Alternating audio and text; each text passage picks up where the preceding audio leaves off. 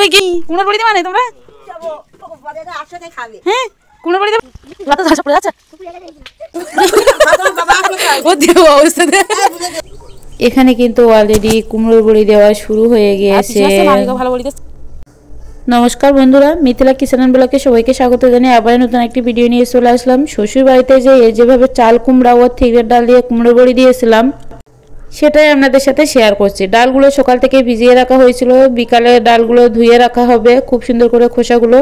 আর এখানে 2-3টার মতো বড় বড় চাল কুমড়া কেটে নিয়েছি। এখানে করা হচ্ছে চাল কুমড়াগুলো কিন্তু এভাবে যে কোনো থালা বা গামলা দিয়ে একটু পেরেক দিয়ে এভাবে ছিদ্র করে নিয়ে করা হয়, খুব সূক্ষ্মভাবে করে নিতে হয়, তারপরে এগুলো আবার বাটাবাটি করা হয়।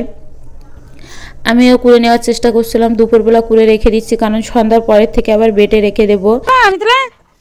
তুমি কি কুমড়ো করতে পারছো? ওরে বাবরে ওরে বাবরে ওরে বাবরে, আমরা কুমড়োর বড়ি দেবো, মিথিলা পুতুষা করে দেবে। দুই গিন্নি কুমড়ো করে দেবে, আমরা বড়ি দেবো। হ্যাঁ তোমরা কি কুমড়োর বড়ি দেবা আজকে? দুই গিন্নি যাও তোমরা তাহলে দুজন কুমড়ো করে বড়ি দাও। হ্যাঁ হ্যাঁ আমরা বলে দেবো না, বলো বুঝেছো তো? পারবা তো?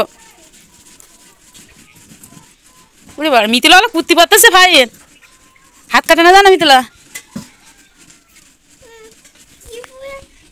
কুমড়োগুলো কুড়ে নিয়ে পুকুর থেকে ধুয়ে এনে খুব সুন্দরভাবে এখানে জল ঝরতে দেওয়া হয়েছিল নেটের ভিতরে।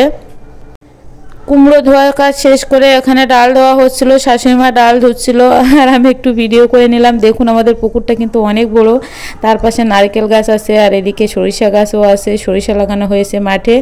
এই যে বাচ্চারা এখানে খেলা করছে, ওদের একটু ভিডিও করে নিলাম। ডাল ঘুটাঘুটি পালা করছে নাকি মানে?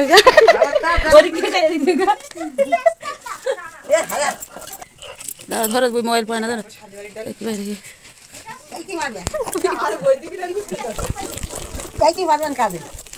আর পুতুষা ডাল করতেছ নাকি?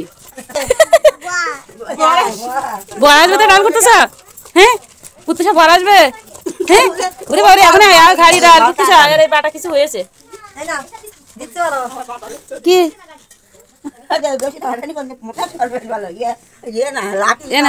ডাল ঘুটা কিন্তু অনেক কষ্টের কাজ, সবাই মিলে অনেক ফাজলামির ভিতর দিয়ে ডাল ঘুটে রাতে রেখে দিয়েছিলাম। সকালে উঠে বড়ি দেওয়ার পালা। এই যে বড়ি দিতে যাচ্ছি, আমি খুব সুন্দরভাবে একটু লবণ দিয়ে সুন্দরভাবে ফেনিয়ে দিচ্ছিলাম আর তারা দিচ্ছিল। যত সুন্দর ফেনানো হয় হাত দিয়ে বড়িগুলো কিন্তু ততটাই সাদা হয়। বড়িগুলো দেখতেও সুন্দর লাগে, খেতেও অনেক বেশি ভালো লাগে। আমরা সবাই মিলে এখানে 4-5 জন মিলে সকালে উঠে কুমড়োর বড়ি দিচ্ছিলাম। এভাবেই কিন্তু আমাদের গ্রামে কুমড়োর বড়ি দেওয়া হয়। যাই হোক, কুমড়োর বড়ি দেওয়ার শেষ পর্যায়ে এখানে শাশুড়ি মা আর আমার একটা ভাসুরের মেয়ে বড়ি দিচ্ছিল। এই বড়িগুলো কিন্তু আমি সিলেটেও নিয়ে যাচ্ছিলাম। যাই হোক, আজ এ পর্যন্তই। সবাই ভালো থাকবেন, সুস্থ থাকবেন। নমস্কার, টাটা, বাই বাই।